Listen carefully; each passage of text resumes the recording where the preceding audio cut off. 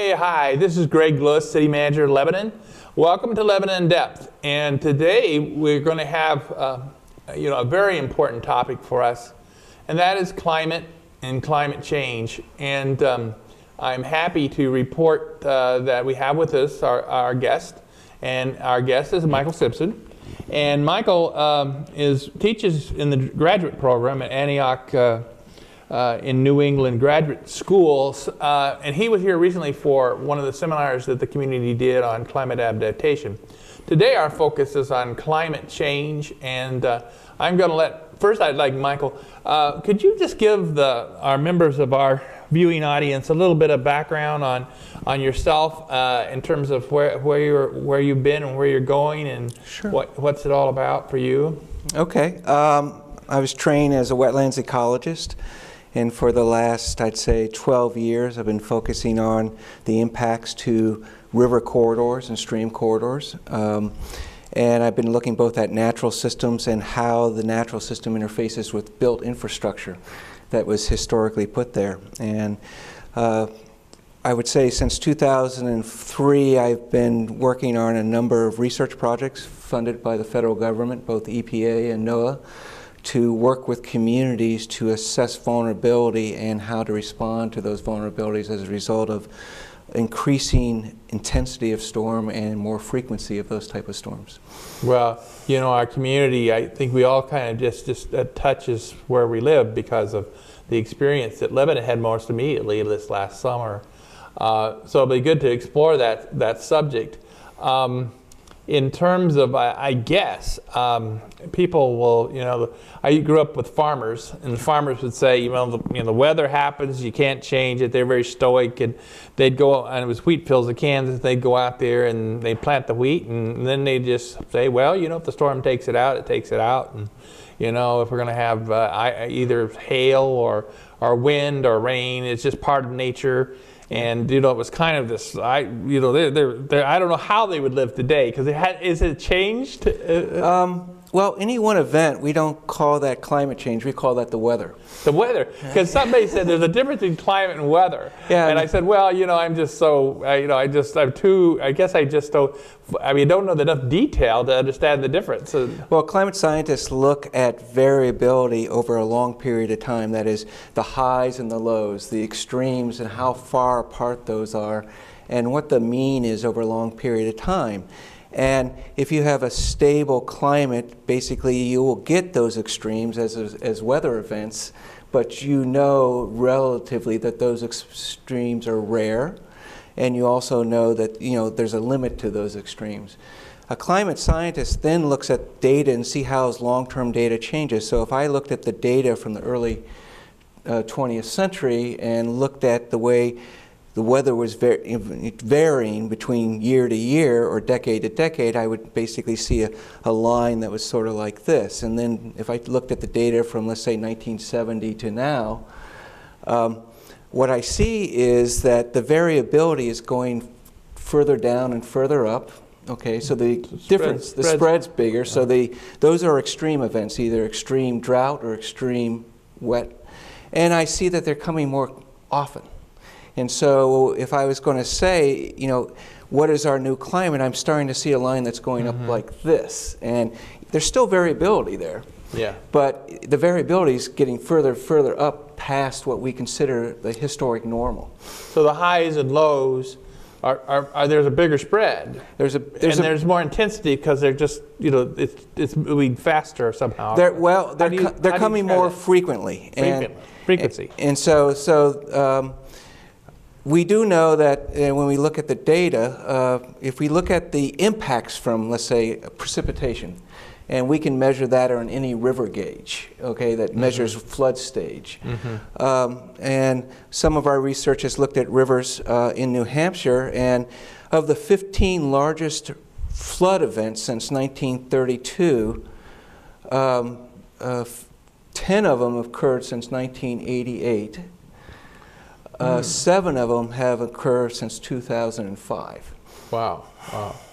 So that's a big deal. Well, again, the frequency is coming more often, and what is happening is our infrastructure was built to a certain design and a certain capacity of expectation of what would happen when we had a big storm event and then we'd have runoff. Yeah. And what happens is that the standard is no longer representative of the reality that we're getting. So we see undersized components, which causes some of the issues you have like at Slayton Hill.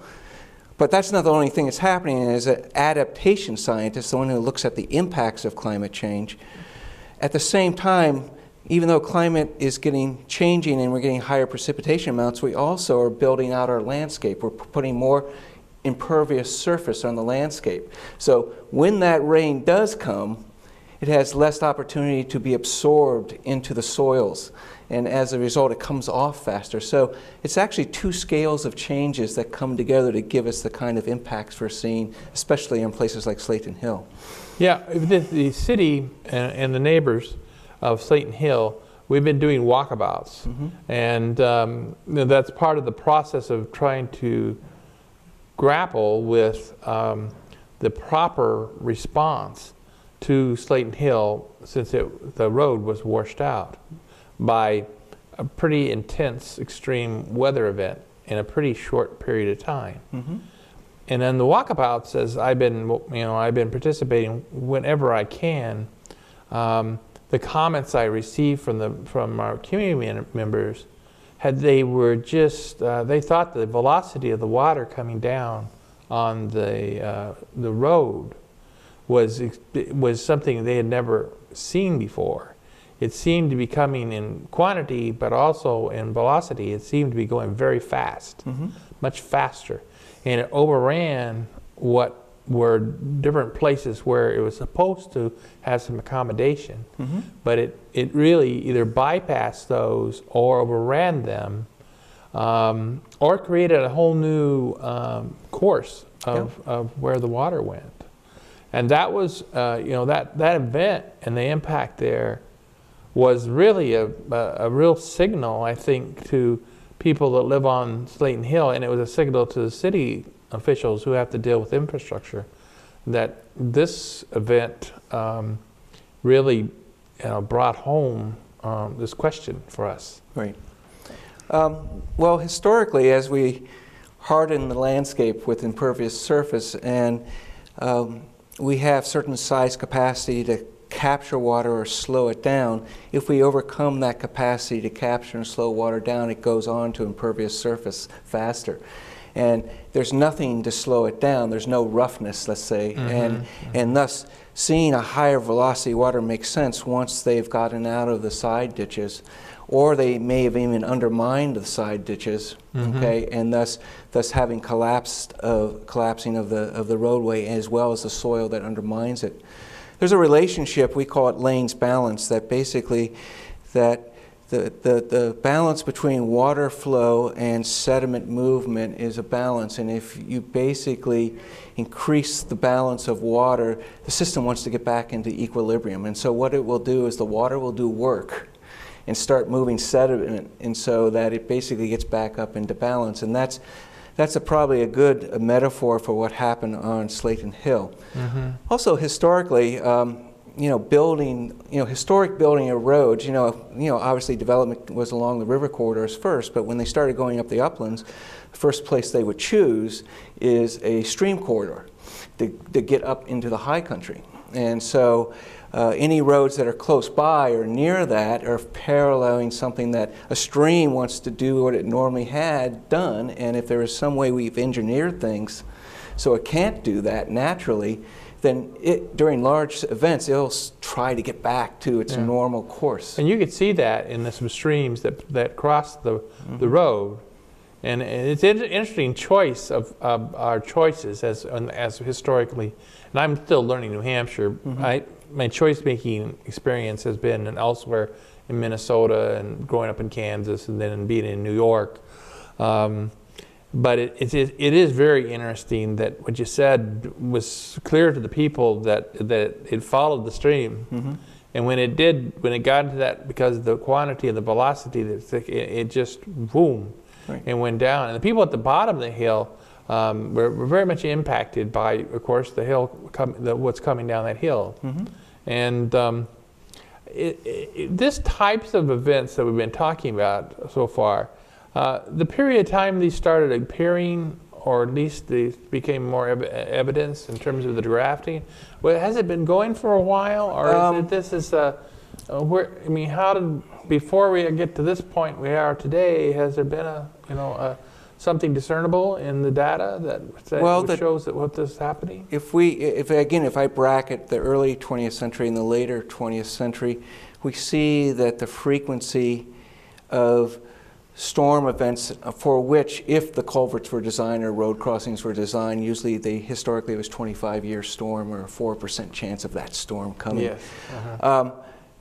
There's a roughly an 18 to, depending on the variability of our statistics, an 18 to 28% increase of events in the latter half of the century versus the earlier half of the century. And as far as these extreme storm events, like the Mother's Day flood, like the April 2007 storm that hit close to here, hitting northern New England, a colleague of mine, Cameron Wake at UNH, and I feel that there was some type of tipping point reached about 2004, 2005, because the frequency of what people say, well, here it comes again, it is coming again. Yes. And so the question is, how do you adapt to it? Because if you don't, you will just keep paying the repair cost. And that is really considerable. The initial projection on just the road on the hill, not the other damage, was about $3.7 million. And this process of trying to determine the cost and the value and the question of replacement costs is still going on right now. We even as of yesterday, we exchanged additional information with the FEMA, from the federal government, who's here to provide resource and recovery to a certain percentage. Exactly. But if that kept going again, because when this happened, one of my first reactions to it was, well, this happened, and we're responding, and we're kind of pushed our resources to the brink in responding, and now we kept responding. Other people were in recovery, and they were trying to recover. Right. And then, so we were trying to, our first priority was to respond, but then we could migrate into recovery. But what if we had another event right on top of the first event? And how would we handle that? There's supposed to be going through a lot of emergency management training as a manager of local jurisdictions. It's one of the rule of thumbs that you often will hear was that the local community for the first 72 hours are basically fairly much on their own. Right.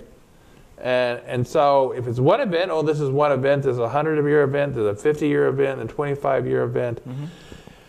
And so here it is, and we're not going to. So we'll strain our resources to the maximum to do this, what we need to do. But what if we got hit with another same level extreme weather event within a couple days? I think that would really be. That's important to think about. When Irene came through, the first response of emergency responders get the emergency vehicles onto the road, get the people that are isolated, and thus get those crossings put back as fast as possible. Well, unless you've thought about it, you'll put back that crossing with whatever you have in the backyard of the DPW just to get the emergency equipment across. And so if the longer term thinking's not there, then what's going to happen is that you've just reset up the risk that was there before. And so in our research, we found that how we judge taking action is the marginal cost of replacing infrastructure. That is, infrastructure has to be replaced. Yes. All your infrastructure has to be replaced. Culverts, road crossings are roughly on a 30 to 40-year cycle. And so if you are being precautious and you replace your infrastructure for a changing landscape, changing climate, that cost is not that significant compared to the cost you just talked about in Slayton Hill. So It's interesting with a culvert or anything round that if you increase the diameter 2 times, let's say go from a 16-inch to a 20-inch culvert, because of the formula for circumference, we have found that even with a build-out based on communities' plans of what's going to happen and our projections of climate change, that precaution basically will take our worst-case scenario in our scenario analysis. And so the marginal cost seems high, but everyone thinks, oh, now we have to replace all these. No, you don't. What you do is you think about a capital investment campaign where it's basically you grade your culverts, you prioritize them. When you do change them, you change them to basically for the reality that are being projected for the future.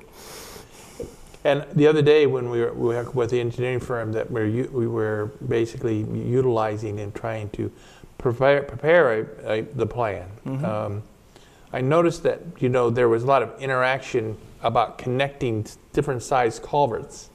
That so there seemed to be a bit of an art going on there in the decision, in their discussion, and they haven't really, at this point we believe that we should have a good community discussion because we're kind of all in it together, and people who know a stream or know a road, that they should be part of the conversation with the engineering and persons with technical abilities. But there seemed to be an art about if we load it up here, where will it go here? That's the challenge. That's the challenge. I'm working in Minneapolis right now. The big challenge is where are we going to put the water? That's the question. Where are we going to put the water? And it is true that if you enlarge a passing of water, at a road crossing, you're just sending that wave downhill. And if all those culverts are enlarged at the same time, those waves will meet at the bottom roughly at the same time, and thus you'll have a bigger wave at the bottom. And so they're talking about what's called desynchrony of flood wave. And so culverts at a certain size will back water up behind them and then release it slowly. But culverts are not designed to be dams. Though they serve, by being a dam, they serve a function on the landscape.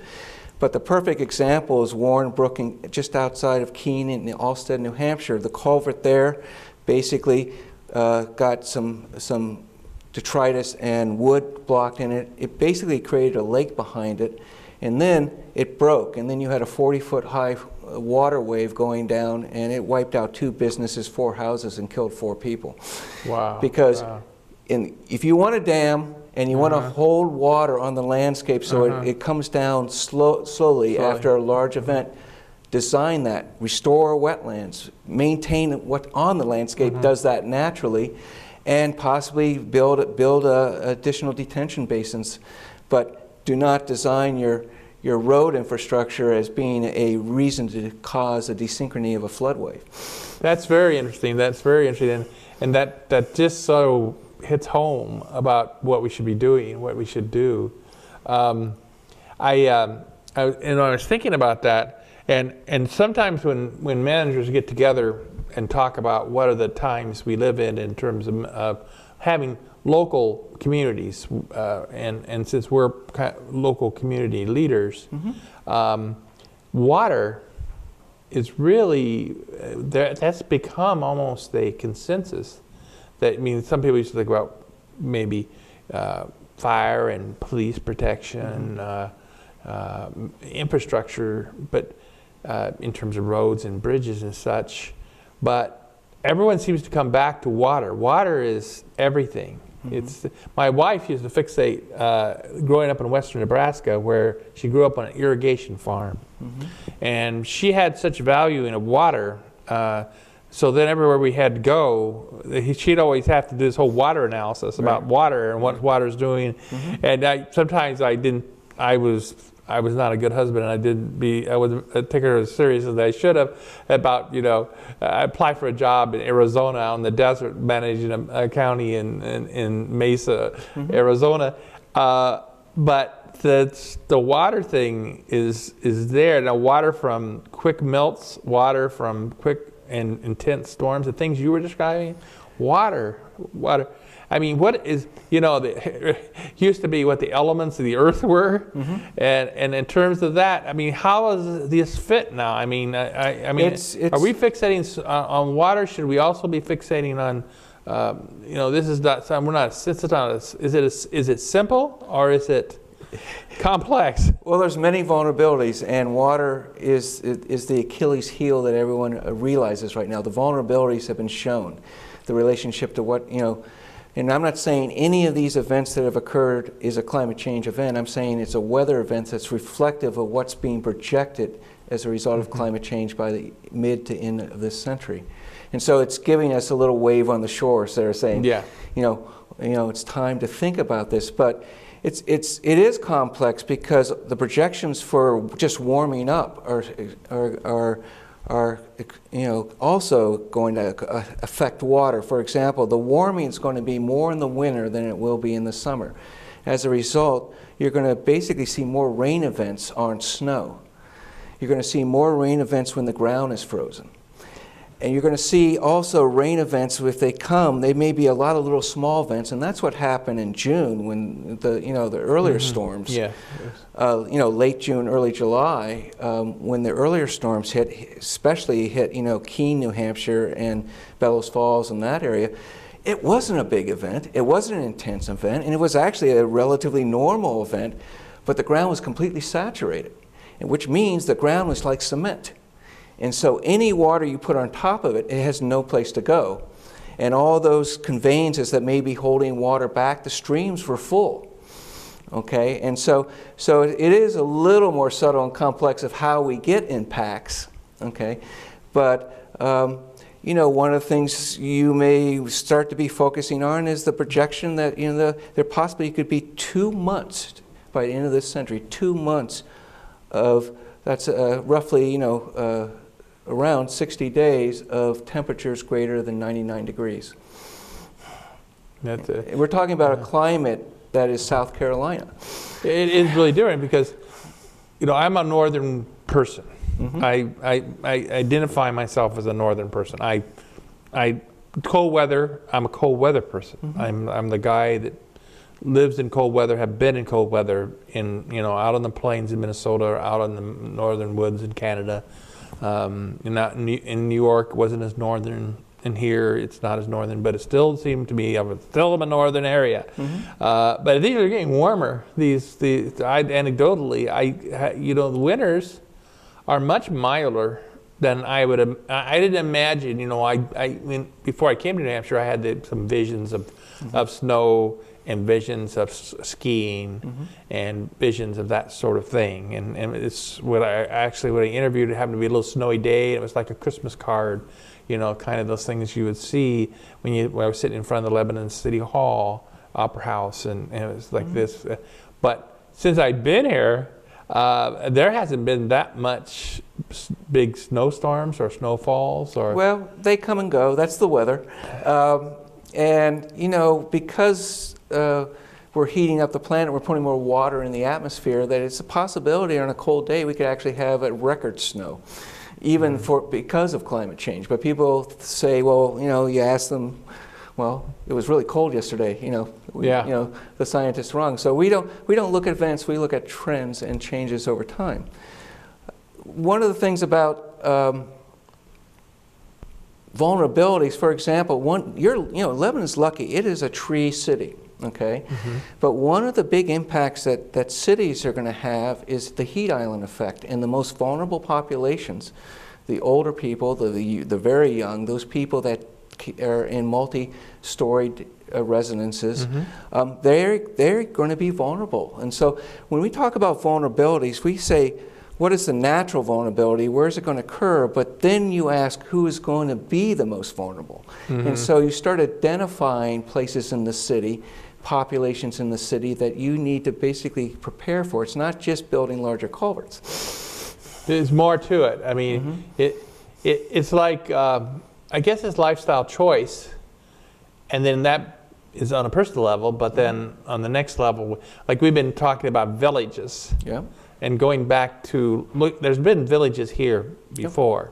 And sometimes that had been melted away because the way things have happened in development and the way things have went demographically and just where people have gone.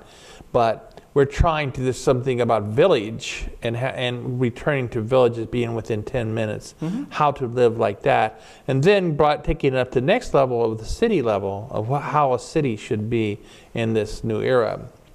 Now, we got the last 2-3 minutes. Maybe you could comment, if you could, on what we should be considering at different levels, personal level, on a village level, city level, regional level, state levels, different levels. Any comments you have on how can we live with the data you're seeing in this on the graph that we're doing? Well, I think first I want to start at the city level, and then I'm going to go down and go up. Okay. At the city level, I think it's incumbent upon you to understand what your vulnerabilities are, where they are, okay, and what the expectation of change will be as far as timing. Then you can then go to those neighborhoods and sort of say, this is the most vulnerable, this is what we do for the individual lot, the individual building, this is what we do for that street, the pumping station, whatever. And then you go back up to say, we've done all we could at the household level, what do we do for the neighborhood? How do we adapt? And at the adaptation, there's 3 responses. You build a barrier, you build so that you can accommodate or assimilate the impact, and you just expect it, okay? And then the last one is you move away from it, okay? And so you may make some decisions saying, no matter what we do, we're going to be coming back here and dealing with this issue because we're too close to the river, for example. Yes. Okay.